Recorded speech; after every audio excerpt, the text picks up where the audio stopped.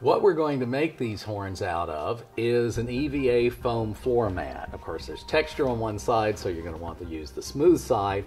I chose this particular type of foam, this particular type of mat rather, because it's only 3/8 inches thick. A lot of the floor mats out there are 1/2 inch and even 3/4 inch thick, which would be way too thick to make a horn this size.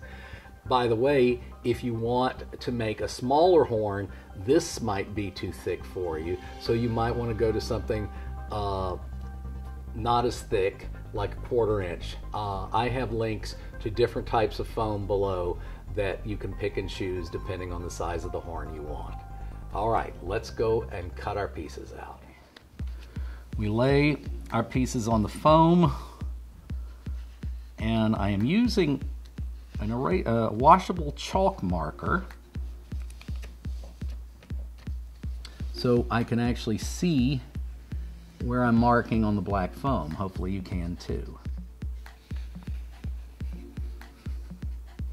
Once you trace the outlines, make sure you mark all your alignment marks using the little notches that you've made. Now let's say this piece we have here is the front, so we flip the pattern over in the opposite direction, so we will have the back.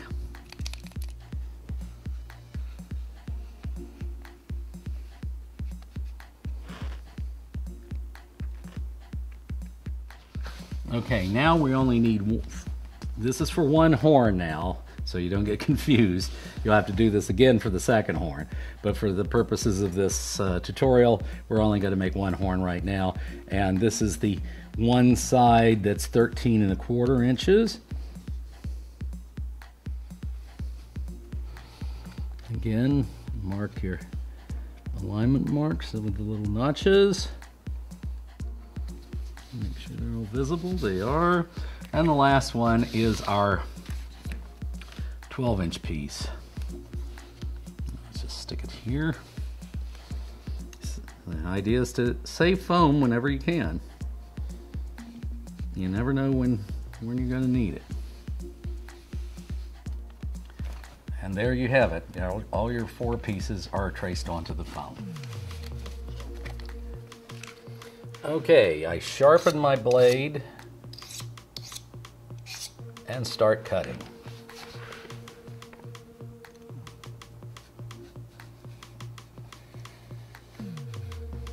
You want to cut as straight as possible.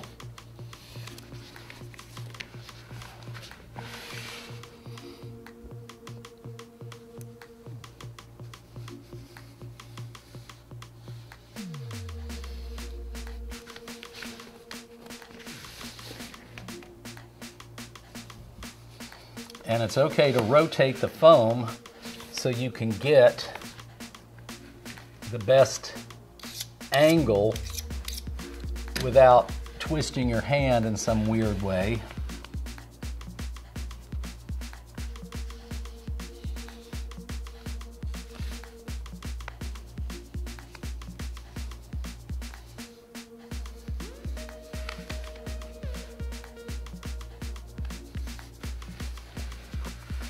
Make sure the point of your blade is against your cutting mat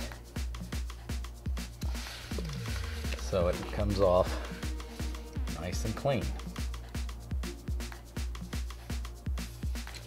And see how straight and clean those edges are. Here are our pieces. Before we start gluing, there's a couple of things we need to do. First off, because of the thickness of the foam, these tips are not going to go together. There's too much foam there. So here's what you need to do. You flip it over on the back side and cut at an angle. Get them close.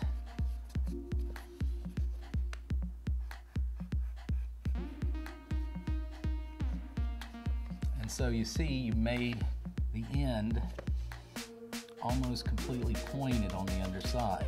That way the foam will go together. And you do that on all 4 pieces.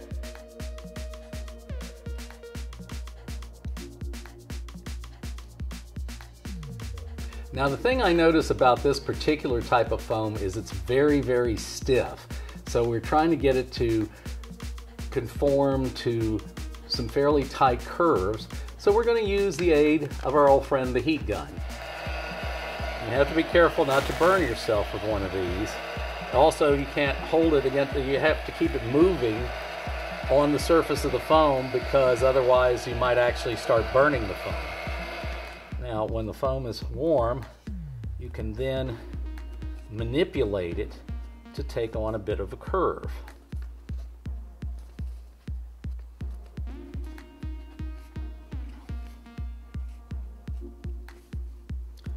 And as it cools, it will retain that curve.